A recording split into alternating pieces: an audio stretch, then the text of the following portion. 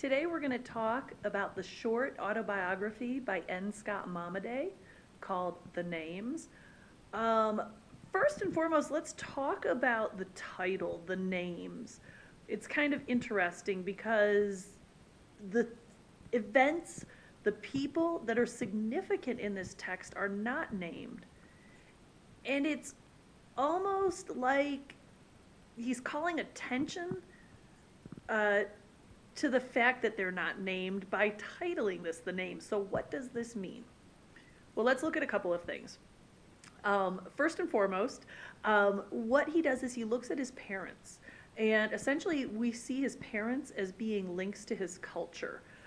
We've got his father singing old Kiowa songs, his father telling stories about his people, and they are named, but the father is not named. And then we see how his mother was an inspiration.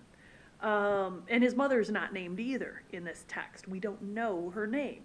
But his mother is an inspiration, and he learns from her. He learns how to react in specific situations. He learns how to act in the time of trouble from his mother.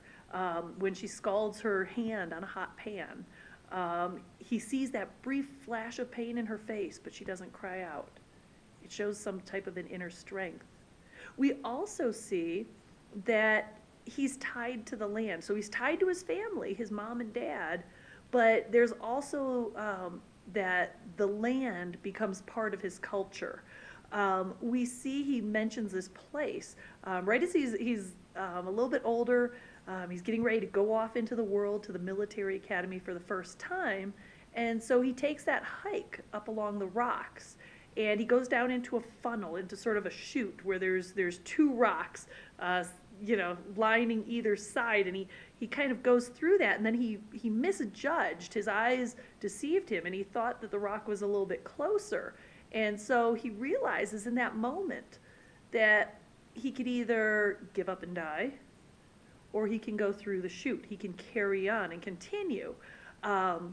And there's really a lot of symbolism to that because it's almost like the land is giving birth to him, almost like the land is giving birth to him in his adult life, in that the way the rocks are formed, this narrow canyon that he's going down, it almost becomes a birth canal. And it's almost like he is born of the land into his adult life. So why are these things not named? Why is the land not named? Now, we know the location of the land. He mentions that in his text. We also have things, his ancestors are named. The Bureau of Indian Affairs is named. So there are some names, but why these things that are so important? His father, his mother, this specific area that he walks around, why is that not named? And I tend to think, now this is my interpretation. You might have a better interpretation of this. But my interpretation of that is because it's a part of him. It's become something sacred. His family, the land, it's almost like it belongs to him, and that to give it a name, or to name it for us, would almost be to make it less than something that it is. So he's calling attention to the names. And what are the names? We don't know, but we know that this is very important, both of these things, his family and the land, to his cultural identity.